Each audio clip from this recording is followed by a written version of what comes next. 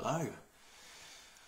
So we have been thinking a little bit about going home, what it means to go home, and even though we've been spending so much time in our own houses during lockdown, what does it actually mean to go home? And what is this feeling inside of us that just wants to feel secure and loved and at peace and connected with God, with the world around us, and with other people?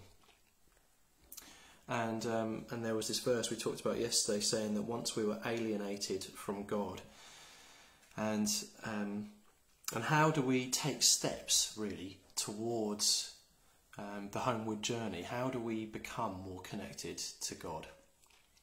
Well, the first thing I think is about naming where you are. Human beings, if you're anything like me, are complicated, and I think that's what it means to be a human, is that we're complex, we're very simple, and at the same time we're very, very complicated.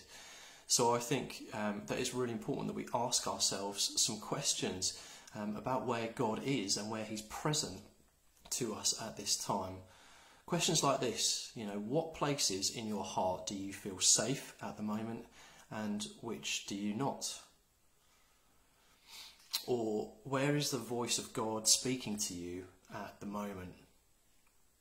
Is there a still small voice that is speaking to you about one particular thing or a few particular things in your life, and what are you supposed to do about those? Thirdly, where do you feel like you have to prove yourself? Because this could be a sign of feeling distant from home. My wife has this expression, she's called me Half Job John once in our marriage. And it's stuck with me. So every time I finish a job in lockdown, we've been doing all these jobs, and every time I've been finishing a job, I've been going, see, I'm not Half Job John. Like with this bookcase, and at the end of the bookcase, the shelving unit went up, and I was like, see, I'm not Half Job John. And then I put a roof rack on my van, and I was like, see, not Half Job John. And it feels like I have to prove myself, thanks to something that Mim said once, like years ago. What are you distrustful of what others are doing or saying? Where are you confused about your own motivations for things? And where are you on your guard? Like, where are you a bit edgy at the moment? I kind of think that once we get these things out in the open, you can actually begin to ask the Spirit to begin to minister to you and begin to bring you back home, away from that sense of alienation. The second thing is about owning your childhood. To come back home, I think we have to reclaim our identity as children. Don't you just love that bit? That tale of the prodigal son that Jesus told? And at the end of it, Jesus says, the child says to the father, I no longer deserve to be your child. And I love that because it's a confession that what he's done is unspeakably wrong. But at the same time, hidden there is this acknowledgement that he did still have a sonship to claim. He is still his father's son. He's lost dignity, but he's still claiming that he had dignity to lose.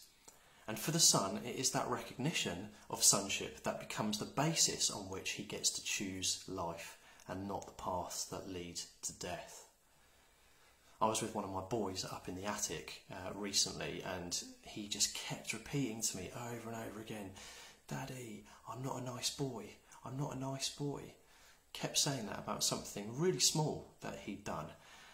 And I was just gutted. I was kind of like, I just felt this sense of like, is this the last opportunity that I'm going to get to tell my boy how much I love him and how secure he is in my love, and how he could be anyone and anything that he likes, and how he's so much more than not a nice boy.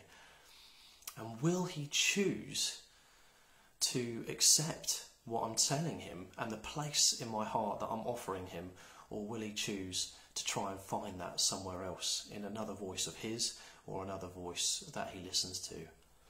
And I so desperately hope that he listens to us, so that as he grows up to be an adult, he knows what it means to be secure in our love.